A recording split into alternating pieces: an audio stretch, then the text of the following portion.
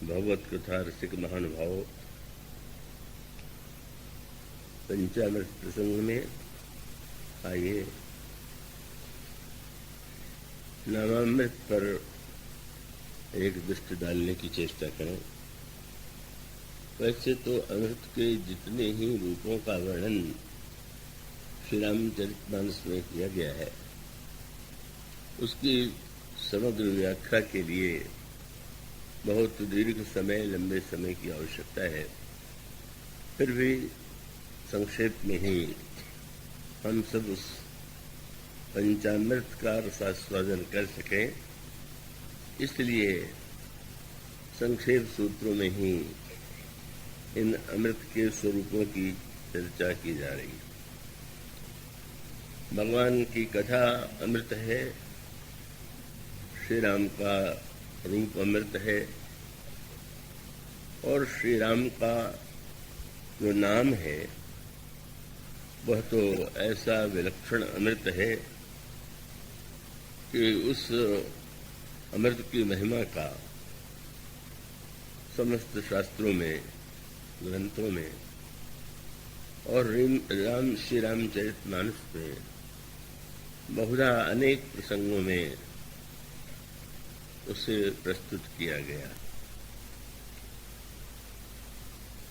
जैसे समुद्र मंथन से अमृत निकला, इसी प्रकार से गोस्वामी जी ने ये कहा कि यह जो राम नाम का अमृत है वह किस समुद्र से प्रकट हुआ, और जो वह समुद्र देवता और दैत्यों ने मिलकर जिस समुद्र का मंथन किया था, उस अमृत का पान तो देवताओं ने किया था, पर यह कौन सा समुद्र है और मंथन के द्वारा इसमें कौन सा अमृत निकला और इस अमृत का पान किसने किया, इसका संकेत गोस्वामी जी वंदना प्रसंगों के एक श्लोक में करते हैं।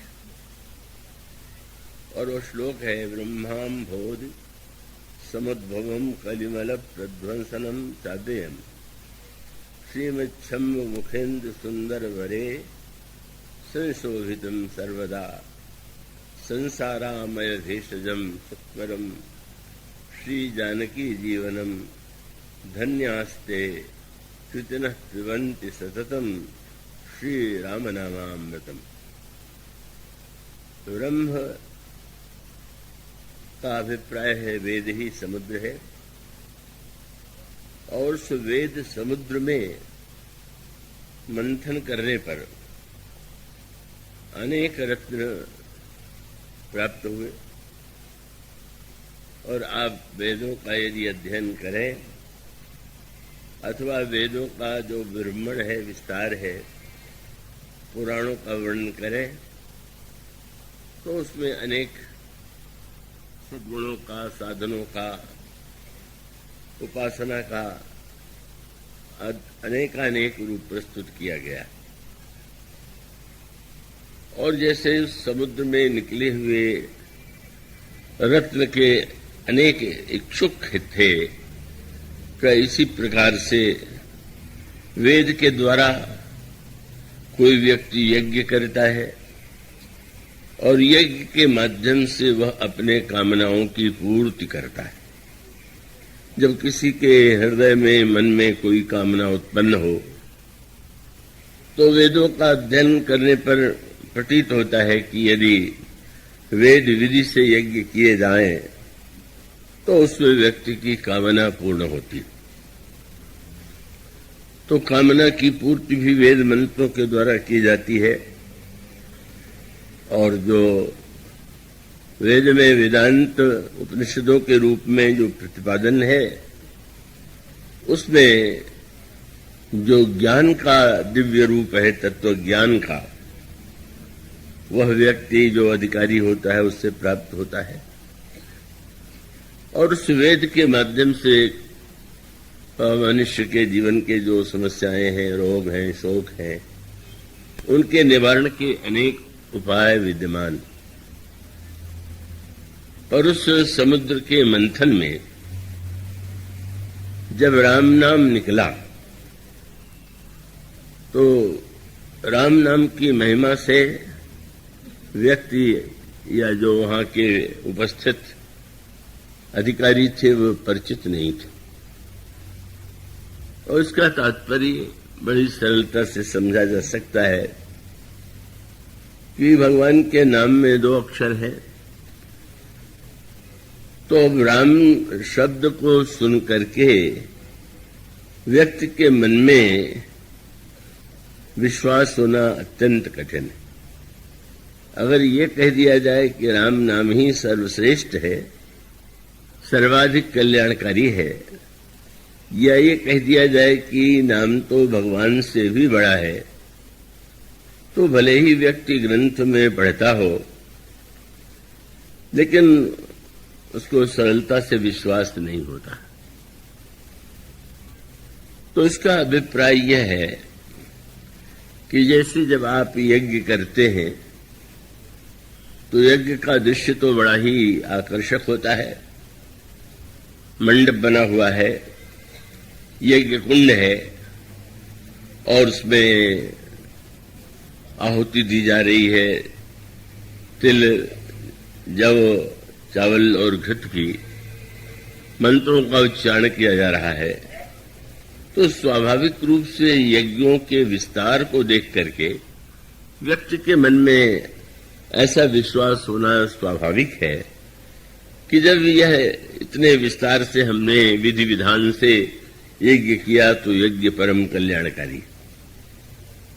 और इसी प्रकार से उपनिषद आदि का जो अध्ययन है, पुराणों का जो पाठ है, उसमें भी व्यक्ति का आकृष्ट होना बहुत कठिन नहीं।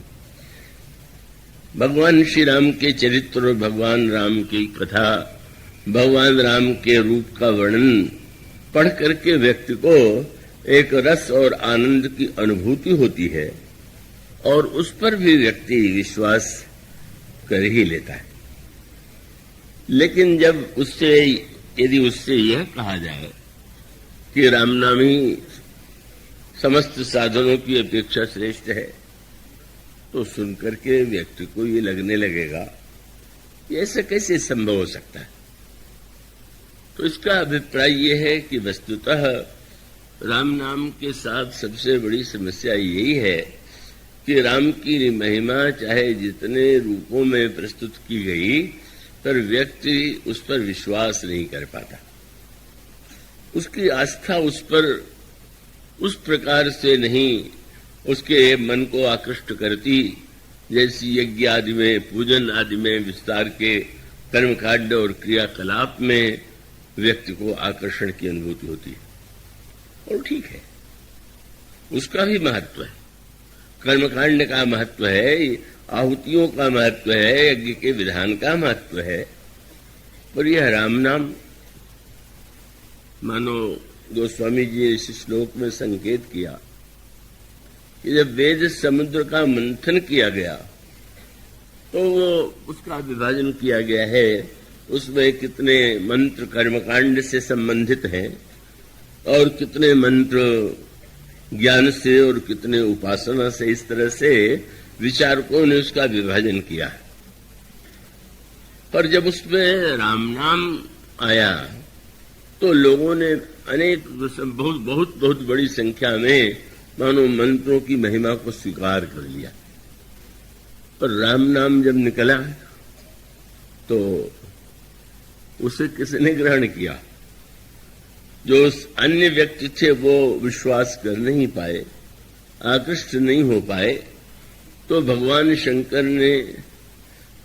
शंकर से पूछा गया कि समुद्र मंथन में आप क्या लेंगे, आपको कौन सा रत्न चाहिए? तो शंकर जी ने कहा कि बस राम नाम मुझे दे दीजिए और अन्य सारा जितना कर्म ज्ञान और उपासना के मंत्र हैं आप उसे ले लीजिए। वो स्वामी इसीलिए कहते हैं ब्रह्माम बोधि समुद्भवम कलिमल प्रध्वंसनम चावेयम, और किसने मुख पर धारण किया? श्रीमच्छंभु मुखेन्दु सुंदर बरे। शंकर जी के मुख पर वो राम नाम का अमृत भगवान शिव ने धारण कर लिया। भगवान शिव कौन है? मूर्तिमान विश्वास है। और इसका अभिप्राय है कि अन्य साधनों में विश्वास में व्यक्ति के लिए कुछ सुविधा है, पर राम नाम पर विश्वास तो जो साक्षात अखंड भगवान का दिव्य रूप है और जो भगवान शिव है वही उस राम नाम की महिमा से परिचित है और उन्हीं ने उस नाम को मुख में धारण कर लिया। और इसीलिए तो नारद जी जब भगवान से रुष्ट हुए और उनको लगा कि मेरा विवाह इन्होंने नहीं होने दिया, नारद जी ने मांगा सौंदर्य जिससे राजकुमारी उनके गले में जयमाल डाल दे। भगवान ने उनको सुंदर के स्थान पर बंदर बना दिया और वह विश्वमोहिनी के रूप में जो भगवान की माया है वो नारद के गले में तो क्या जयमाल डालती। नारद जी जिस दिशा में बैठ गए उधर जाना भी बंद कर दिया। अब नारद जी बार बार उकसा रहे थे कि कब राजकुमारी मेरी ओर आवे और मेरे कंठ में जयमाल डाले। पुनि पुनि मुनि अकुसही अकुलाही देखी दशा हर गण मुस्कुराही। शंकर जी के दो गण नारद जी के दाएं बाएं बैठे हुए थे और नारद जी की दशा देख करके वे मुस्कुरा रहे थे, व्यंग की हंसी हंसने भी लगे। भगवान स्वयं पधारे उस स्वयंवर सभा में, विश्वमोहिनी ने उनके कंठ में जयमाल डाल दिया और भगवान लेकर के विश्वमोहिनी को जब चले गए तो नारद जी की विकलता की सीमा नहीं रही। और तब नारद जी के पास बैठे हुए दोनों रुद्रगणों ने ये कहा कि निज मुख मुकुर विलोक हो जाई। अपना मुंह जाकर के शीशे में तो देख लीजिए, शीशा जैसा अनोखा कौन होगा। शीशा यह कितना प्रिय है और कितना अप्रिय है। प्रिय तो इतना है कि साधारण से साधारण व्यक्ति किसी न किसी प्रकार का शीशा घर में रख लेता है, उसमें अपना मुख देख लेता है और जो मूल्य उसका बहुत दे सकते हैं वो मूल्यवान शीशा रख लेते हैं। तो शीशा अत्यंत लोकप्रिय है और उसका मनोविज्ञान यही है कि व्यक्ति दूसरों को देखता तो है पर उसकी सबसे अधिक आस्था तो स्वयं अपने ही अहम में होती है, अपने मैं में ही होती है और इसलिए सबसे अधिक वो अपने को ही देखना चाहता है। और दर्पण की यह विशेषता है कि वह उस व्यक्ति के उस इच्छा को पूरी कर देता है।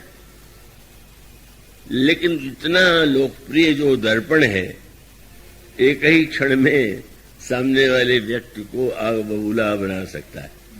क्या किसी से आप एक बार कह दीजिए कि जरा अपना मुंह शीशे में देख लो तो शीशे को लेकर के झगड़ा हो जाएगा।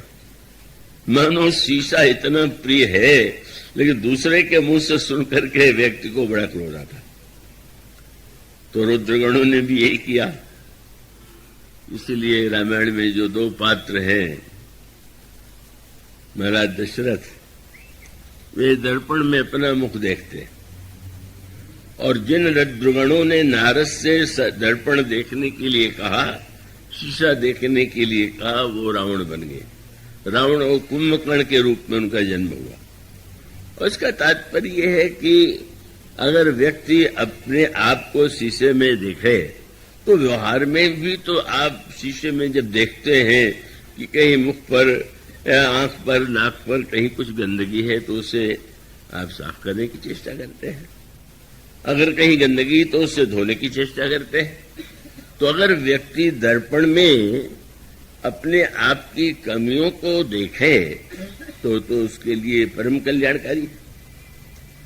पर जब दूसरे से आप या हम कहें कि तुम शीशे में मुंह देखो तो इसका अर्थ ये है कि हम यह मानते हैं कि दोष केवल सामने में है, सामने वाले में है, मुझ में नहीं। और जिसके जीवन में वो अपने को देखने की वृत्ति है वो तो गोस्वामी जी की तरह दुहा पढ़ते हैं, श्री गुरु चरण सरोज रज निज मन मुकुर सुधारी वर्णौ रघुबर विमल यश जो दायक फलचार्य।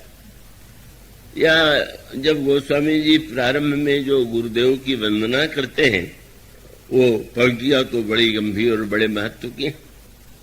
उसमें गुरुदेव के चरण कमल के धूल की वंदना करते हैं और उस धूल को अनेक अनेक दिशाओं में उसकी महिमा को प्रस्तुत करते हैं।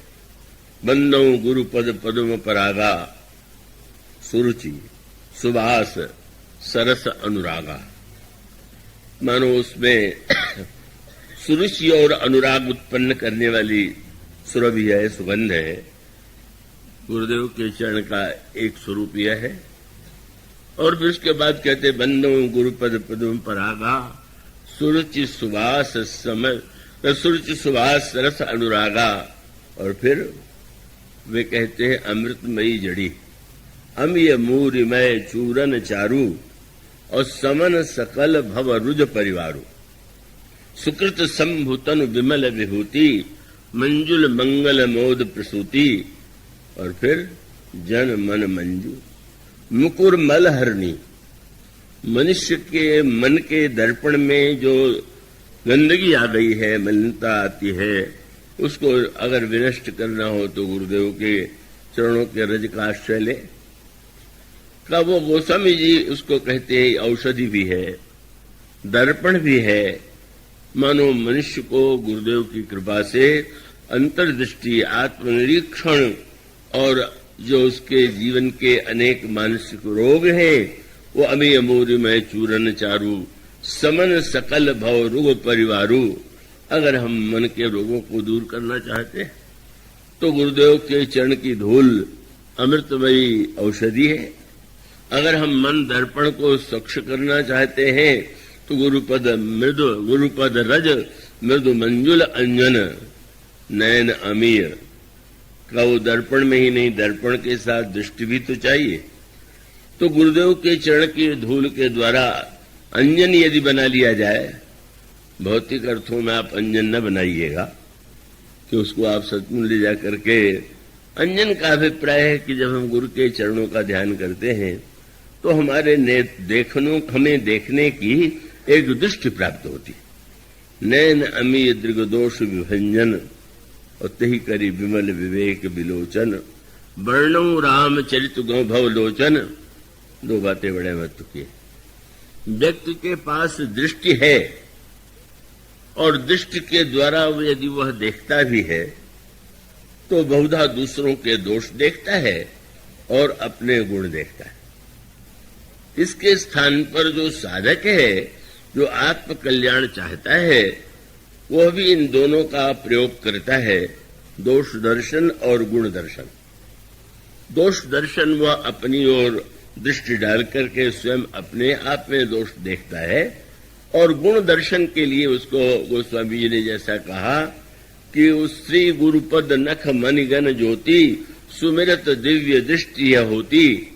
और उसके पश्चात उन्होंने कहा कि सूझई राम चरित मणिमानिक का उसके द्वारा हमें वो दृष्टि प्राप्त होती है गुरु की कृपा, गुरु की सेवा से, कि जब हम भगवान के गुणों का दर्शन करते हैं।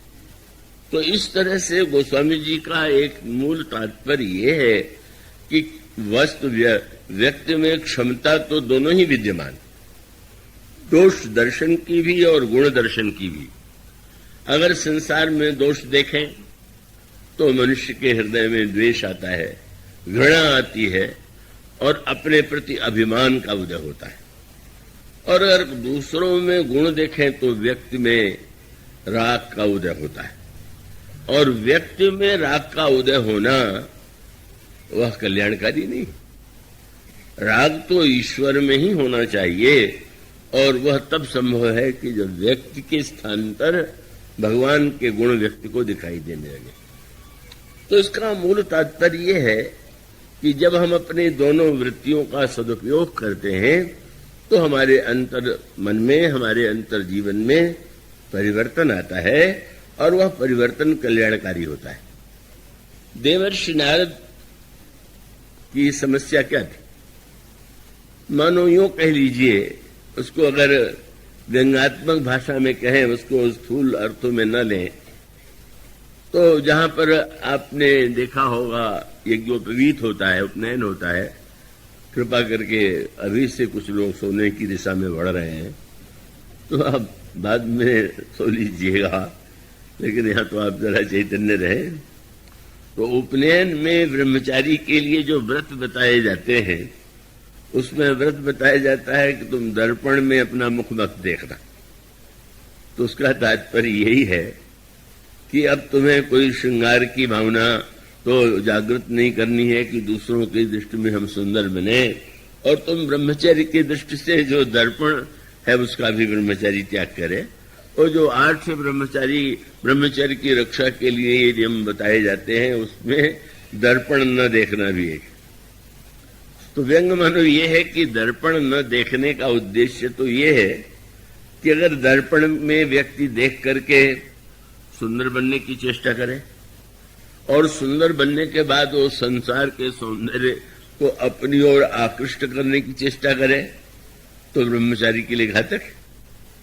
पर नारद जी ने दर्पण देखने का अभ्यास ऐसा छोड़ दिया कि जहां दर्पण देखना चाहिए वहां भी दर्पण नहीं देखा। और दर्पण देखने का तात्पर्य है अपनी कमियों की ओर सजगता से देखना। तो उस समय देवर्षि नारद ने जब काम को जीत लिया और इस स्वर्ग का लोभ भी उन्हें प्रेरित नहीं कर पाया, क्रोध भी नहीं आया, तो नारद जी के जीवन में अभिमान का उदय हुआ। और अभिमान का स्वभाव यही है कि व्यक्ति अपनी ओर देखेगा तो गुण देखेगा और दूसरे में दोष दिखाई देगा। तो मानो कुछ 2-4-10 दिनों के लिए सही नारद जी के जीवन में भी ऐसी वृत्ति आ गई, जब भगवान शंकर में भी उन्हें कमी दिखाई दी, भगवान विष्णु में भी उनको कमी की प्रतीति हुई। वो प्रसंग बड़ा विस्तृत है, पर वो दोनों मानो भगवान शंकर जगत गुरु हैं, तो शंकर जी में भी उनको कमी प्रतीत हुई। जब उन्होंने शंकर जी के सामने अपने काम विजय का वर्णन किया, तो विनम्र भाव से जगत गुरु ने नारद से कहा, नारद, मैं एक ही आपसे प्रार्थना करता हूं कि आपने यह कथा मुझे सुना दिया, पर यह कथा विष्णु भगवान को न सुनाइएगा। बार बार विनवो मुनि तो ही जिम यह कथा सुनाए हो मोही, तिमि जनि हरि ही सुनाए हो कबहू। नारद जी ने कहा, मैं तो नहीं सुनाऊंगा, पर अगर वे पूछ दें तो बोले चलो प्रसंग दोहराओ, तब पूछने पर भी मत बताना, छिपा जाना। बस नारद जी को शंकर जी में अश्रद्धा हो गई। ये क्यों कह रहे हैं कि विष्णु भगवान को मत सुनाना, ये क्यों कह रहे हैं कि पूछने पर भी छिपा लेना, ये तो हमको कपट की शिक्षा दे रहे हैं।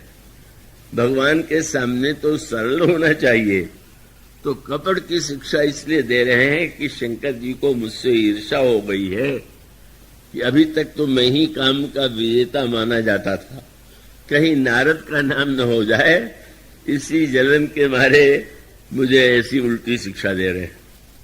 तो नारद जी को उन्होंने जो उपदेश दिया था, सरलता का अर्थ यह तो नहीं हुआ आपने बहुत बढ़िया व्यंजन खाया हो, पर किसी कारण से न पचे और कह हो जाए, और जो आपसे मिलने आवे आप अपनी सरलता का दर्शन करने के लिए उसको दिखावे कि देखिए मैंने क्या क्या खाया है और ये सामने पड़ा हुआ है, तो आपकी ये सरलता वो तो सामने वाले व्यक्ति के मन में विकृति उत्पन्न करेगी कि कहाँ यहां मैं आ गया, जो अपना बमन दिखाता है।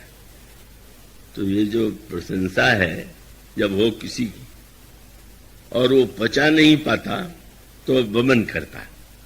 कहे मैंने जब अपनी प्रशंसा सुनने के बाद दूसरे के सामने वो व्यक्ति स्वयं अपनी प्रशंसा करने लगे, तो भीतर गया और बाहर निकल आया तो कह हो गई, तो बमन हो गया, तो बमन तो दिखाने योग्य नहीं। मानो संकेत था कि कैलाश पर्वत पर तो आपने बमन कर ही दिया, अब क्षीर सागर में भी बमन न कर दीजिएगा। अब जो सर्वश्रेष्ठ स्थान है और ये कोई, और वो भी विचित्र बात है कि आप अपने घर में कह करें तो भी छिपाते हैं और दूसरे के घर में जाकर के वहां पर वमन करने लगे, तो मानो एक स्थिति ऐसी आती है। और उस समय लोग समाज के शिक्षण के लिए नारद जी में इस प्रकार की विकृति आई, और वो जब विकृति आती है तो क्षीर सागर भी जाते, और वहां पर जब देखा भगवान को तो भगवान का रूप तो दिखाई ही देता है आपको। शेष सैया पर सोए हुए हैं, लक्ष्मी जी चरणों की सेवा कर रही हैं। नारद जी ने सोचा अब भाई ये भगवान हैं, इनको क्या है, देखो क्या कर रहे हैं, तो पड़े हुए हैं। मैं कहां श्रम संसार में भ्रमण करता रहता हूं और सो रहे, पत्नी से पैर दबवा रहे। मन में लगने लगा कि इनमें भी हमारे समान ब्रह्मचर्य त्याग वैराग्य नहीं। और इसीलिए जब नारद की ये दशा भगवान ने देखा तो भगवान ने कहा, उन्होंने कहा महाराज काम ने आक्रमण किया था और वो परास्त हुआ, तो भगवान ने मुस्कुरा करके यही कहा, ब्रह्मचर्य व्रत रत मति धीरा तुम्हीं की करई मनोभव पीरा। महाराज आप तो ब्रह्मचारी हैं, मेरे समान तो आप हैं नहीं। मानो ईश्वर में भी दोष दिखाई देने लगा। बल्कि बद्रीनारायण में तो एक अनोखी बात सुनने को मिली कि नर नारायण के रूप में भगवान तपस्या करने क्यों गए। उस गाथा का स्वरूप यही है कि नारद जी ने भगवान से कहा कि आपका ये जो क्षीर सागर का जो रूप है, वैकुंठ का रूप है, वो तो व्यक्ति के जीवन में भोग की प्रेरणा देगा, लोग कैसे पवित्र बनेंगे। तो उन्होंने कहा तुम क्या चाहते हो। तब वो तपस्वी के रूप में उन्होंने कहा जा करके हिमालय में तपस्या कीजिए। तो ये माना जाता है कि नर और नारायण के रूप में भगवान बद्रीधाम में विद्यमान है। और नारद जी ने तपस्या की बात कही तो तपस्या का रूप वह माना जाता है। और इसीलिए एक अनोखी बात बद्रीनाथ धाम में यह बताते हैं कि वहां पर कोई व्यक्ति अन्य तीर्थों में आप जाते हैं तो कामना की पूर्ति की भी बात आती है, पर यह कहा जाता है कि बद्रीनाथ जी के दर्शन में व्यक्ति की कोई सांसारिक कामना पूर्ण नहीं होती। तो यह तो भगवान की महान उदारता है कि अगर नारद ने ऐसा कह दिया तो वो उनके लिए न तो तपस्या का कोई अर्थ है, न भोग का कोई अर्थ है, वो तो सबसे परे हैं, पर वो तपस्वी भी बन जाते। और वो स्वयं क्षीर सागर में विद्यमान जिस रूप में रहते हैं वह भी एक अनोखी बात है। कितने महत्व की बात।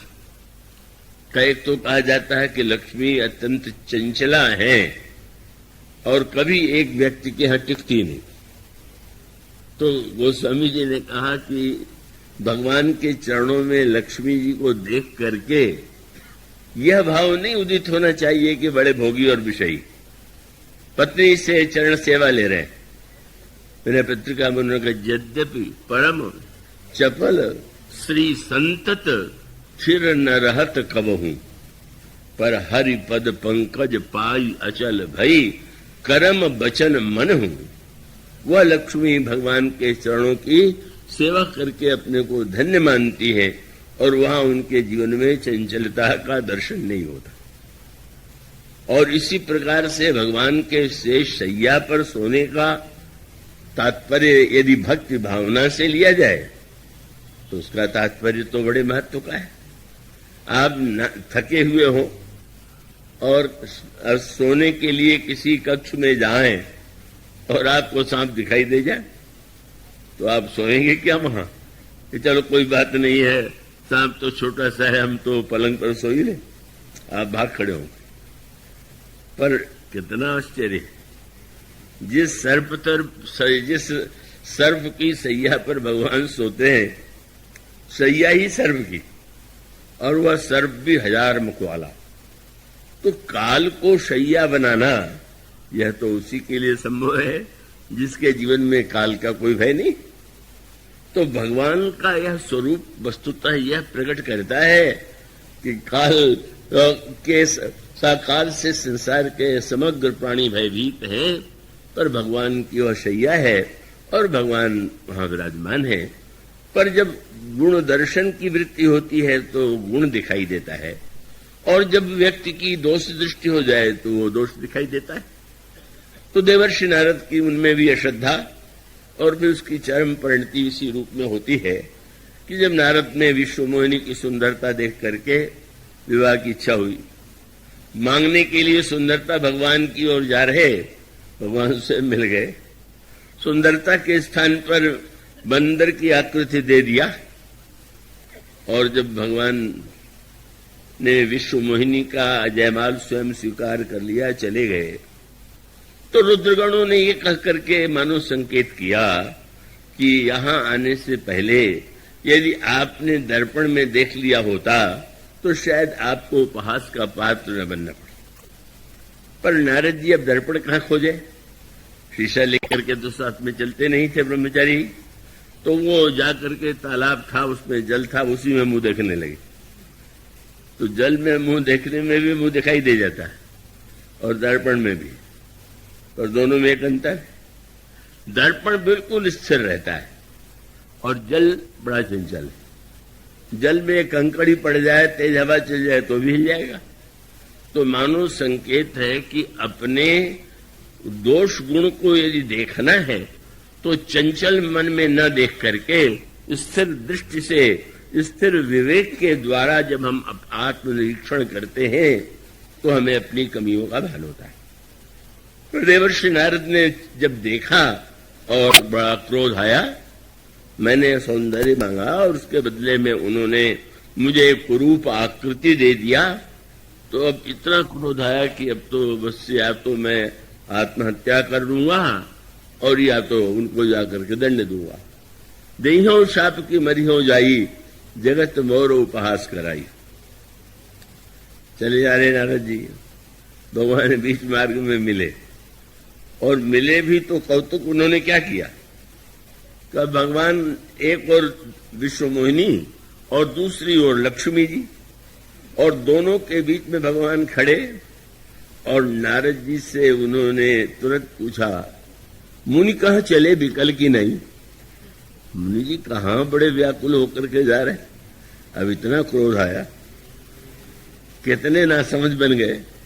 सर्वज्ञ कहा जाता है और मैं इन्हीं के पास जा रहा और इन्हीं को दंड देने जा रहा, इन्हीं के करतूत से मुझे एक कष्ट भोगना पड़ा, और इतने भोले बन गए कि पूछने कहाँ जा रहे हैं।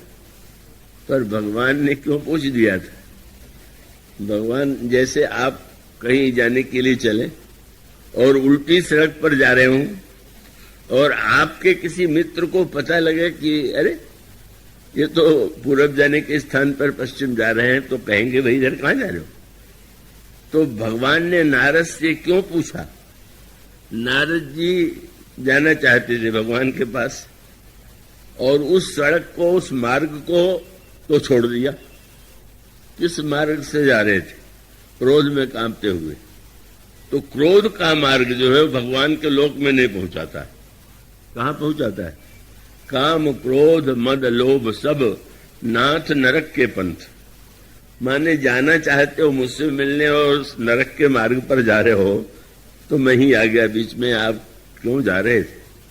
उस समय वो प्रसंग आता है जब नारद जी ने भगवान के लिए कठोर शब्दों का प्रयोग करते हुए ये कहा कि मैं क्या बताऊं, मैं तुम्हारे पुराने इतिहास को भूल गया, तभी मैंने इस प्रकार से तुमसे सुंदरता मांगने की चेष्टा किया।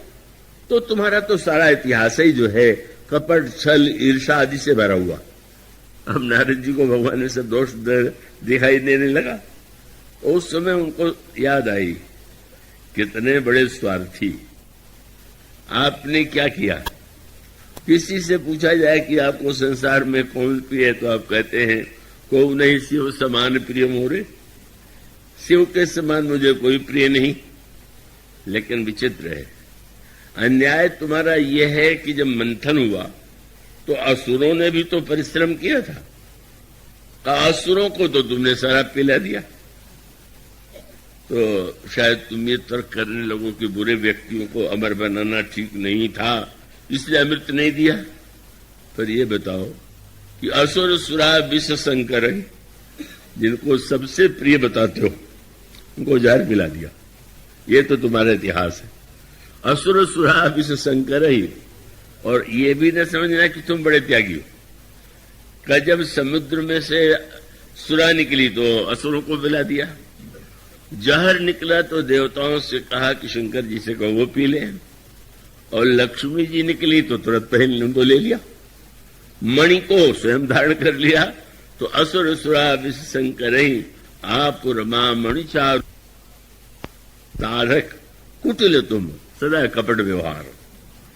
भगवान ने सुना, पर यूं तो आश्चर्य होता है, भगवान ने शंकर जी को विष पीने के लिए क्यों कह दिया? उसके अनेक तात्पर्य हैं, पर एक तात्पर्य यही था, मानो भगवान का संकेत इसी का ये था कि पहली बार जब वेद समुद्र का मंथन हुआ और उसमें राम नाम का अमृत निकला तो आप अकेले पी गए। मानो राम नाम आपको छोड़ करके किसी के लिए भी आराध्य नहीं रहा।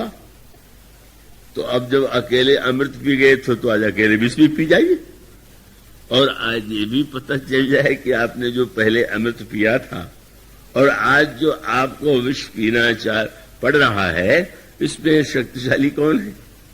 तो भगवान तो वस्तुतः यह बताना चाहते थे कि शंकर जी पर विष का प्रभाव क्यों पड़े, जब पहले से ही उनके पास अमृत विद्यमान है, उनके मुख में अमृत है, और वो अमृत भी कौन सा है? बोले राम नाम का अमृत है। इसलिए उस श्लोक में कहा गया, ब्रह्मांबोधि समुद्भवम कलिमल प्रध्वंसनम चाव्यम श्रीमच्छम मुखेन्दु सुंदर वरे संशोभितम सर्वदा। मानो उस दिव्य अमृत को लेकर के, उस अमृत के कारण ही, यूं अगर एक साहित्यिक दृष्टि से उसको एक नया रूप दे तो विष आया और राम तो पहले से मुख में विद्यमान था, जब और विष और राम को मिला दिया तो विष्णु विष्णु रह करके विश्राम बन गया, आनंददायी बन गया, और उसके माध्यम से राम नाम की महिमा भी प्रकट हुई।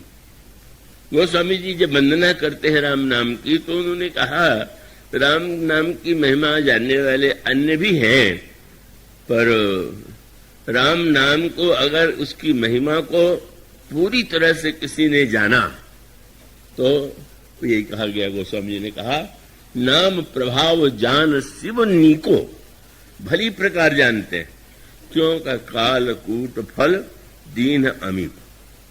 इस तरह से वस्तुतः उसका तात्पर्य यही है कि व्यक्ति की विस्तार में श्रद्धा होती है, और विस्तार में श्रद्धा होना स्वाभाविक ही है। संसार में भी आपका कोई सम्मान करेगा, सत्कार करेगा तो विस्तार से करेगा तो आपको प्रसन्नता होगी, तो वो भी ठीक है पद्धति। लेकिन वस्तुतः अगर गहराई से कोई विचार करके देखे तो यह जो भगवान का नाम है, अगर इस नाम की महिमा पर विश्वास हो जाए और इस नाम के अमृत को कोई व्यक्ति जीवन में स्वीकार कर ले, तो वो ऐसा यह दिव्य नाम का अमृत है कि जिसका एक कण भी जिसने पी लिया, जिसने पा लिया, वह जीवन में धन्य हो गया। और इसीलिए गोस्वामी जी जब वंदना करते हैं तो वंदना के संदर्भ से जोड़ करके, और फिर नारद जी के प्रसंग से भी जुड़ा हुआ। नारद जी ने भगवान की आलोचना किया था, पर वह तो एक क्षणिक माया का प्रवेश था, माया के प्रवाह में ऐसी वृत्ति उनकी बन गई। पर जब नारद मुक्त हुए उस मोह से, भ्रम से, तो भगवान से वे अनेक बार मिलते होंगे, पर एक विशेष अवसर पर भी नारद जी भगवान से मिले। तब जनक नंदिनी सीता का हरण हो गया और भगवान राम लता वृक्षों से पता पूछते हुए भ्रमण कर रहे हैं, विलाप कर रहे हैं। नारद जी को लगा कि ऐसे प्रभु ही विलोकों जाई। उनको लगने लगा, क्योंकि नारद जी ने भगवान की आलोचना ही नहीं किया था, शाप भी दे दिया था।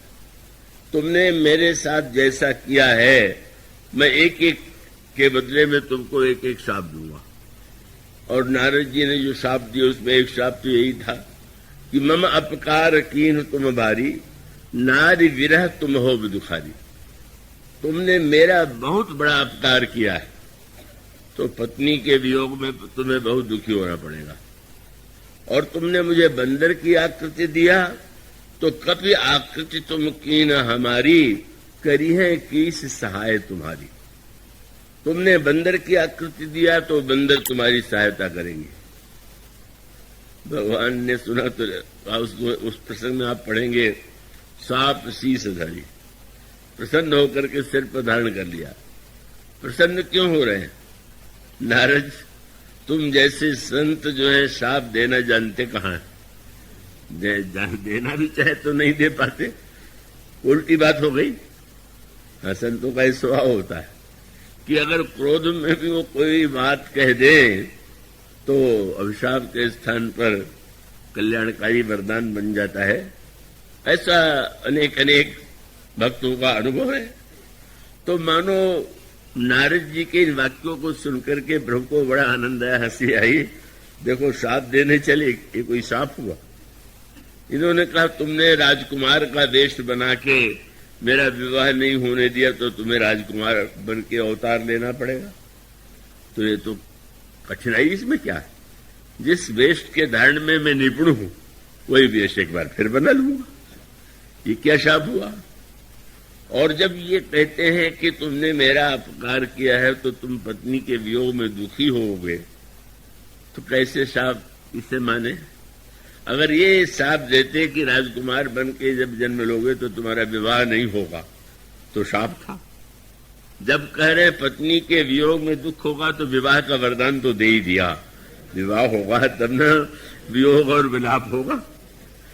और इसी प्रकार से उन्होंने जब कहा कि बंदर का रूप तुमने दिया, तो शाप तो ये था कि कहते कि बंदर तुम्हें जीवन भर कष्ट देते रहेंगे, पर कह लगे बंदर तुम्हारी सहायता करेंगे। मुस्कुराए और जो ही ये शाप दे चुके तो प्रभु ने माया का दूर कर दिया। तब हरि माया दूर निवारी, नहीं तह रमान राजकुमारी, तब मुनि अति सभीत हरि चरणा, गह उपाहि प्रणतारति हरना। मिशा हो मम शाप कृपाला। महाराज, मैंने न जाने क्या क्या आपको कह दिया, मेरा शाप झूठा हो जाए। भगवान ने कहा, ऐसी भूल न करना। इतनी कठिनाई से तो नाटक खेलने का अवसर मिला, अब उसको भी वापस लेने जा रहे हो। मम इच्छा कह दीन दयाला। तो अब नारद जी उस समय इसलिए गए कि देखो तो, मोर शाप करी अंगीकारा, सहत राम नाना दुख भारा। मेरा शाप अंगीकार करके प्रभु इतना दुख उठा रहे हैं, विलाप कर रहे हैं। और तब मन में क्या आया? बोले, ऐसे ही प्रभु ही विलोकं जाई, पुनि न बनी ऐसा अवसर आई।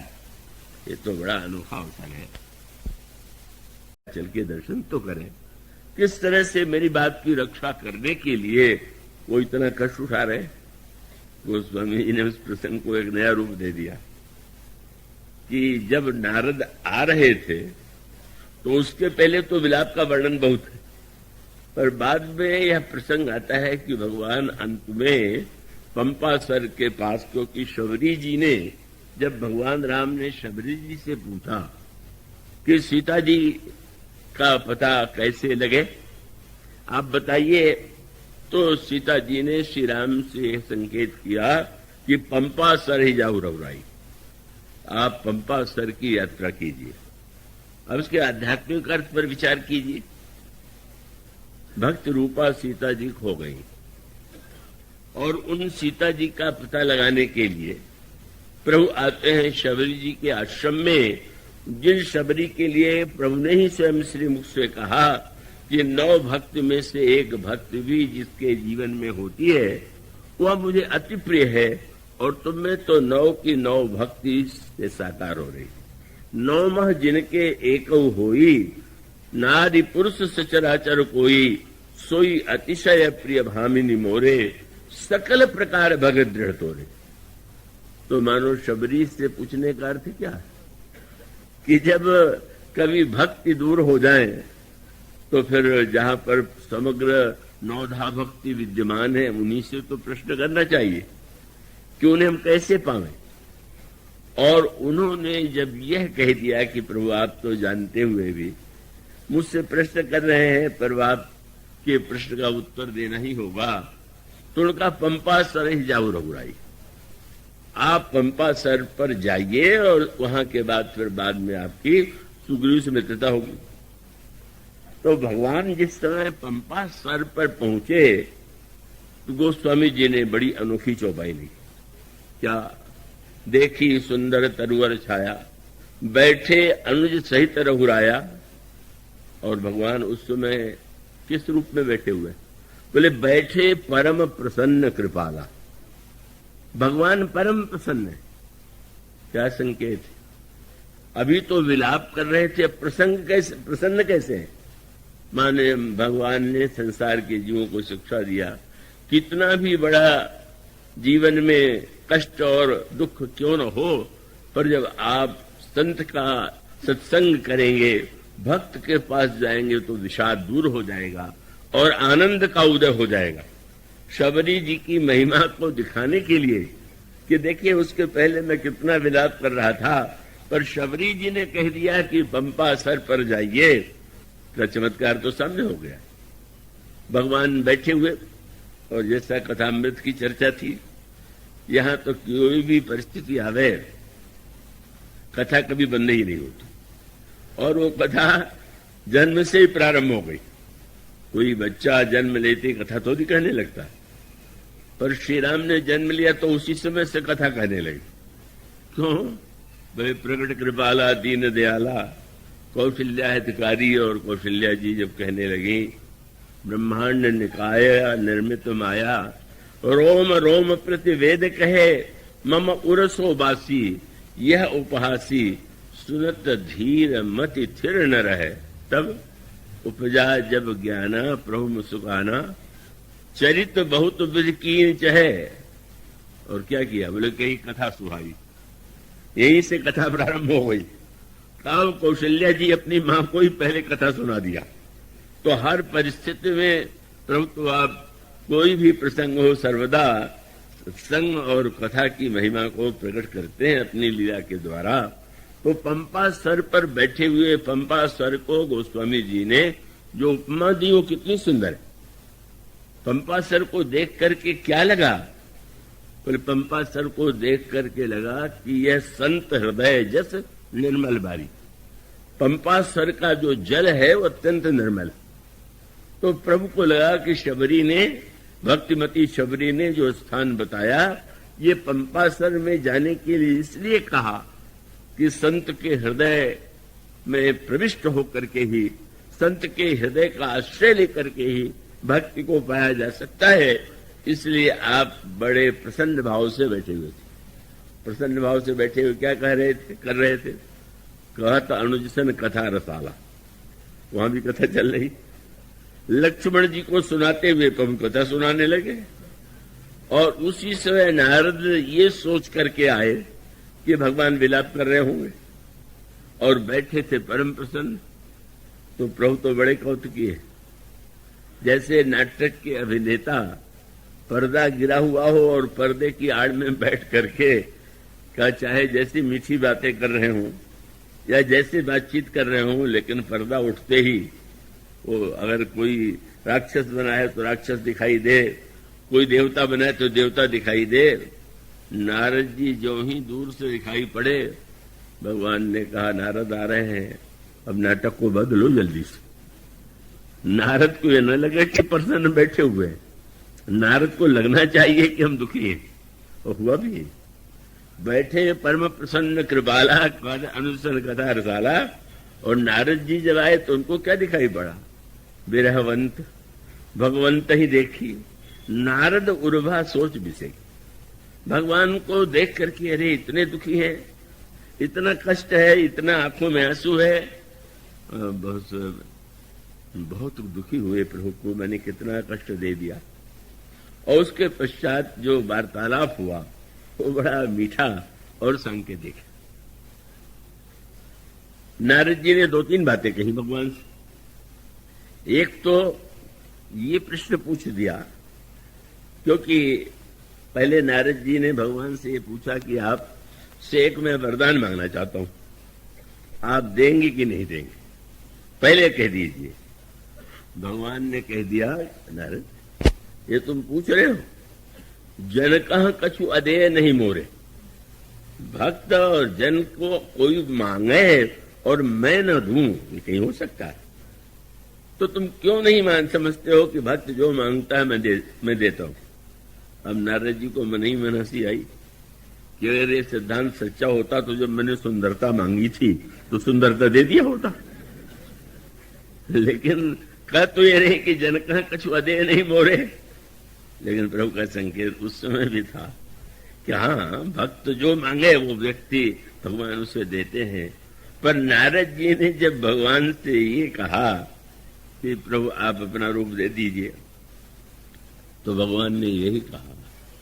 नारद समझ नहीं पाए बात, और सब देने का अर्थ वह नहीं है जो नारद ले रहे थे। भगवान ने यही कहा कि कुपथ मांग रुज व्याकुल रोगी, वैद्य दे सुनो मुनि योगी। वैद्य से दवा मांगे तो वैद्य देगा, पर कोई कुपथ्य मांगे तो थोड़ी देगा। तो तुम इस समय तो कुपथ्य मांग रहे हो, तो मैं दवाई दूंगा, कुपथ्य नहीं दूंगा। दवाई क्या, बलबंदर की आकृति दवा है, और सुंदर बना दे तो विवाह हो जाए तो कुपथ्य है। इसलिए मानो भगवान का तात्पर्य यही था। पर नारद जी ने भगवान से कहला लिया कि आप, अच्छा आपके लिए जन को कुछ प्रिय नहीं है, तो फिर ये भी याद दिला दिया। अच्छा ये बताइए, जब विवाह में चाहूं की ना, प्रभु के ही कारण करने दीना। जब मैं विवाह करना चाहता था तो आपने क्यों नहीं करने दिया?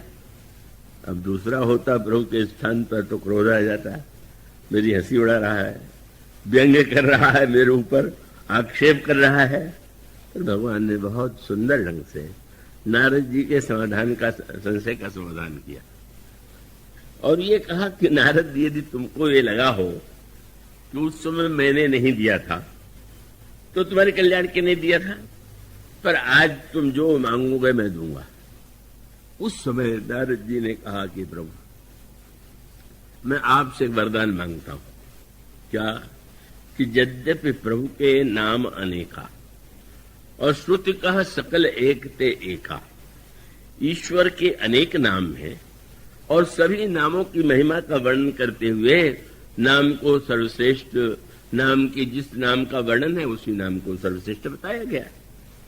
लेकिन आज आप मुझे वरदान दीजिए कि आपके जितने नाम हैं, शास्त्र नाम भी भगवान का है, उसमें वे वरदान मांगते हैं कि राम सकल नामन ते अधिका। सब नामों में राम नाम सबसे बड़ा। अब प्रभु बड़े संकोच में पड़ गए, सब नामों में राम नाम बड़ा। तो उन्होंने कहा कि महाराज आपके राम नाम से एक ऐसा काम मैं लेना चाहता हूं कि जो काम आपका नाम ही कर सकता है और कोई नहीं कर सकता। क्या? तो किसी को पूजा कराने के लिए बुलाया जाए, पाठ के लिए बुलाया जाए, ये अच्छे कार्य के लिए बुलाया जाए तो प्रसन्नता से आ जाएगा। और किसी से कहा गया कि जरा बहलिए का काम करके पक्षियों को फंसाओ तो बिगड़ खड़ा होगा। बोले प्रभु आपके नाम को मैं बड़ा तो बनाना चाहता हूं, पर किस रूप में?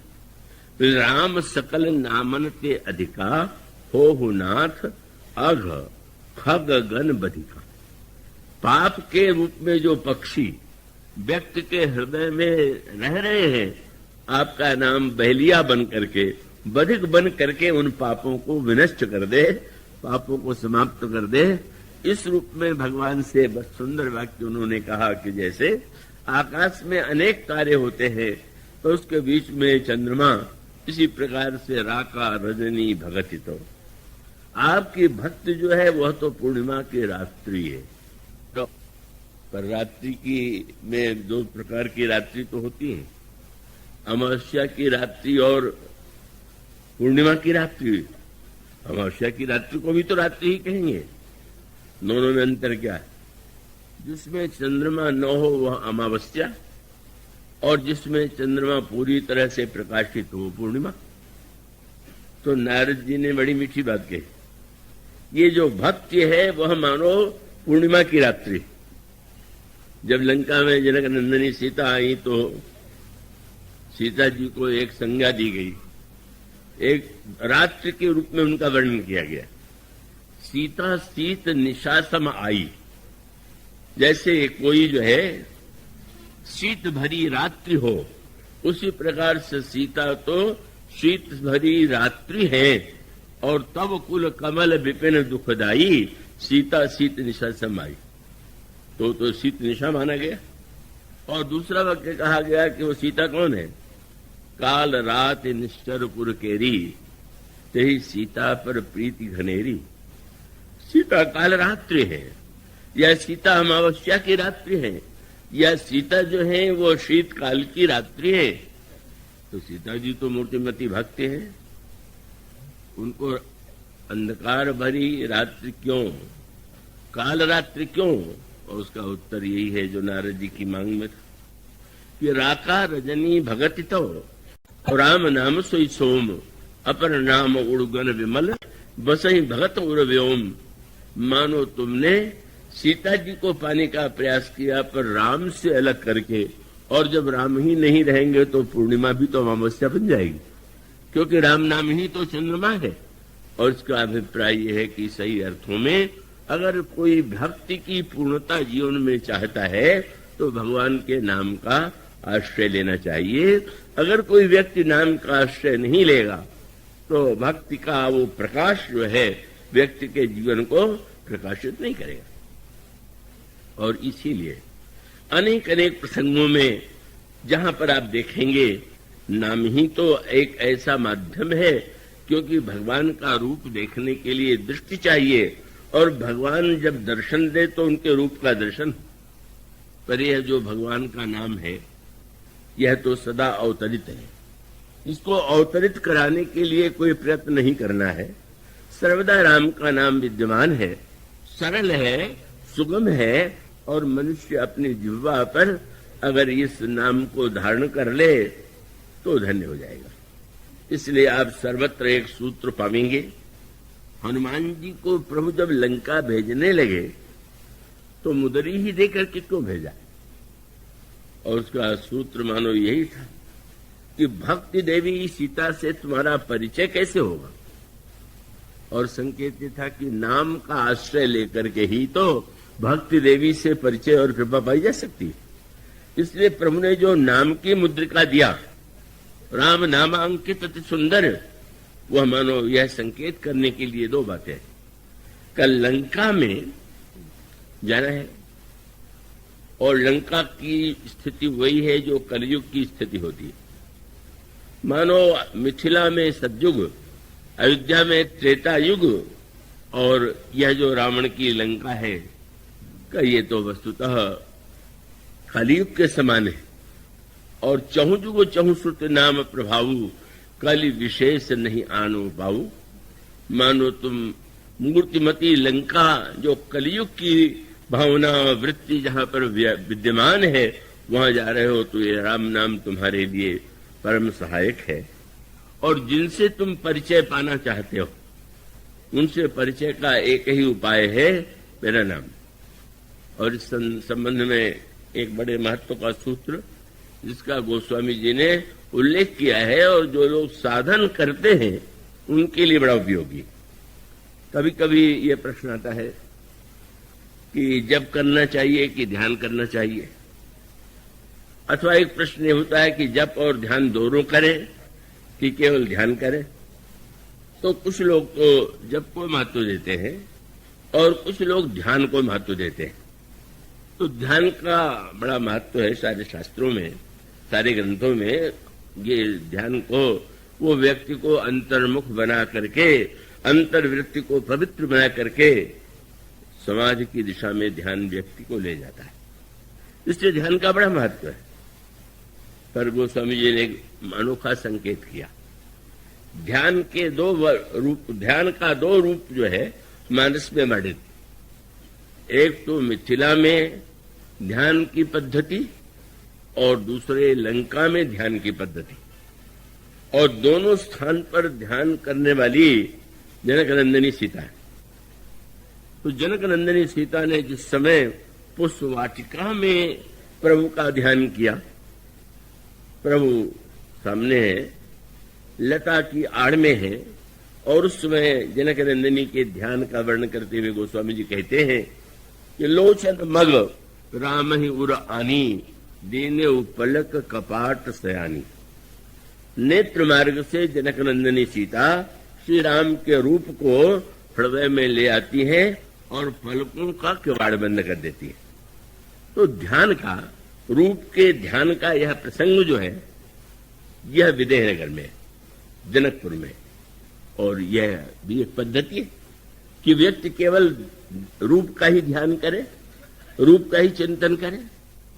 पर वही जनक नंदिनी सीता जब लंका में है तो ध्यान तो कर रही, पर ध्यान के साथ साथ राम नाम का जप भी जुड़ा हुआ। जेहि विधि कपट कुरंग संग, धाई चले श्री राम, सोई छवि सीता राखे उर, जपत रहत हरि नाम। और इसका अभिप्राय क्या कि अगर कहीं पूर्ण बहिरंग कोई विपत्ति या मन के दोष नहीं है और प्रशांत स्थिति में आप ध्यान करें तो ध्यान परमोत्तम हो सकता है। लेकिन अगर लंका जैसा वातावरण हो, चाहे बाहर चाहे भीतर, और उस समय अगर ध्यान करना हो रूप का, तो उसके लिए यह जो नाम का जप है वो परम सहायक। लंका में ध्यान और जप दोनों, और मिथिला में केवल ध्यान। तो अब ये तो आपको निर्णय करना है कि आप पुष्प वाटिका में है कि अशोक वाटिका में, अयोध्या में है कि लंका में है। अब इसको तो आप ही समझ सकते हैं। और इसलिए हनुमान जी जब लौट करके आए, और सचमुच नाम के द्वारा ही तो परिचय हुआ, इसीलिए हनुमान जी ने उतर करके मां को मुद्री नहीं दिया, नाम की मुद्रिका को पहले ऊपर से प्रेषित किया।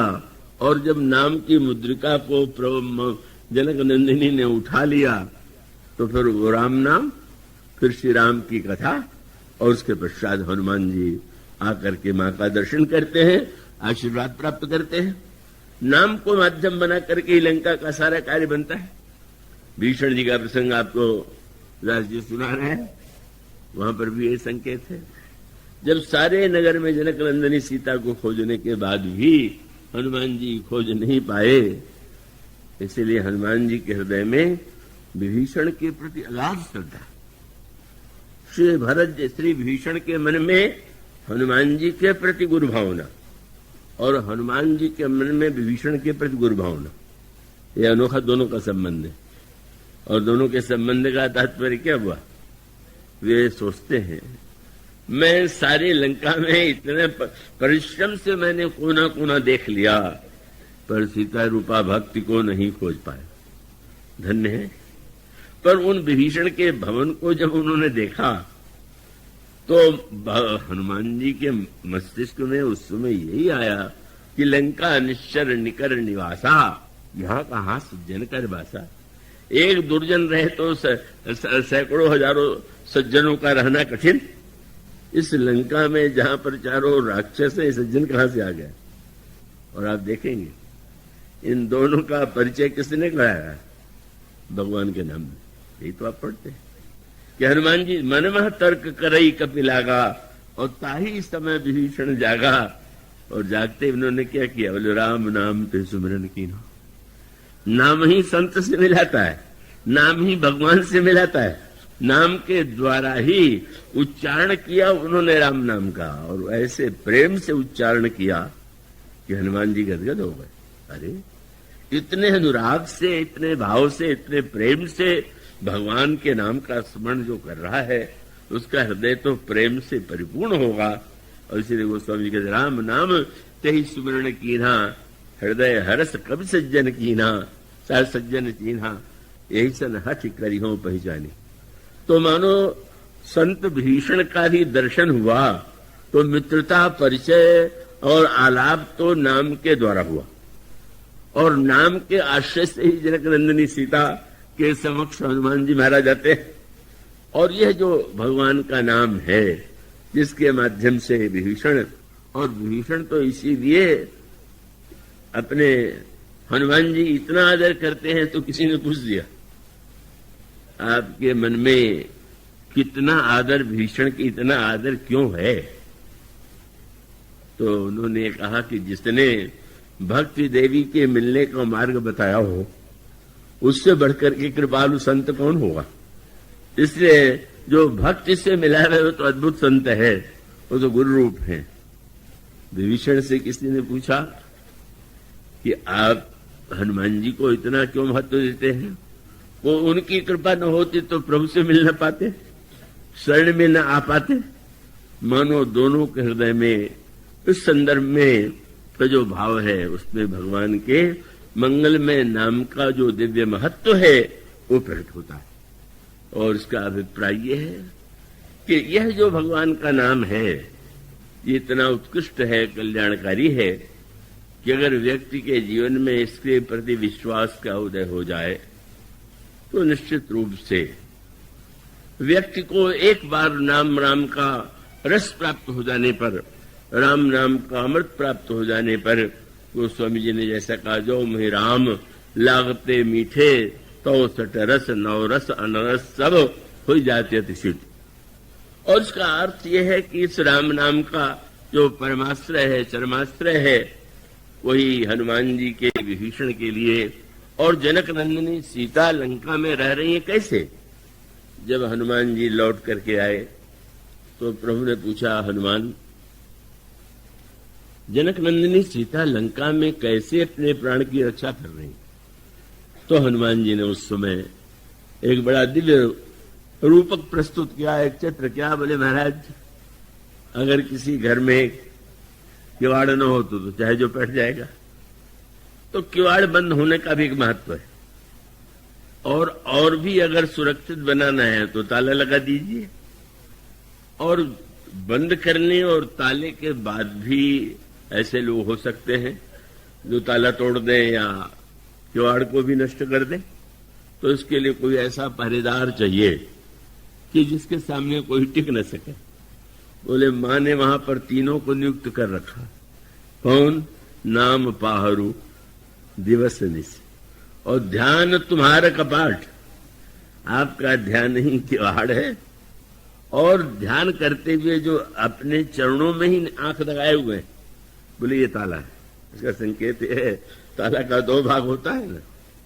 तो उसी प्रकार से प्रभु का चरण और श्री जानकी जी के चरणों का जो चिन्ह है वो बिल्कुल एक ही प्रकार का है, केवल दाहिने और बाएं का भेद है। तो ऐसा लगा देखते हुए कि निज पद नयन दिए मन, ये ताला बंद।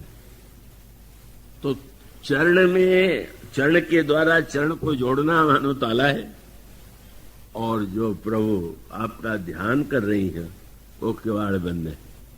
पर महाराज वहां एक और है, मिथिला में उसकी आवश्यकता नहीं थी, जहां चोरी नहीं होती वहां पहरेदार की क्या आवश्यकता, पर लंका में तो चाहिए। कौन? वे नाम पहरू दिवस निश। महाराज, आपके नाम का पहरा, आपके नाम का जप कर रही, तो नाम का जहां पहरा पड़ रहा हो, जहां धान का किवाड़ बंद हो और जहां ताला भी बंद हो, प्राण जाही की ही बाट। और कितनी बड़ी बात हनुमान जी ने कह दिया कि ताला टूट जाए तो ठीक है, ताला कमजोर था। किवाड़ टूट जाए तो भी यही कहेंगे किवाड़ उतना मजबूत नहीं था। पर पहरेदार के रूप रहते हुए चोरी हो जाए तो आप सबसे पहले एक पहरेदार को छुट्टी देंगे कि तुम्हें रखने से क्या लाभ है जब तुम्हारे रहते चोरी हो गई। हनुमान जी ने कहा, प्रभु, अगर सीता जी का प्राण चला जाए तो आपके नाम का पहरेदार सबसे पहले निकाला जाएगा, कि जो नाम वही रक्षा नहीं कर पाया, हमारी क्या रक्षा करे। इस तरह से वस्तुतः यह प्रभु का नाम ऐसा दिव्य अमृत है जिसका पान शंकर जी ने किया, और जो पान करता है वो धन्य हो जाता है। आज इतना ही, उसके बाद की बोलिए सिया।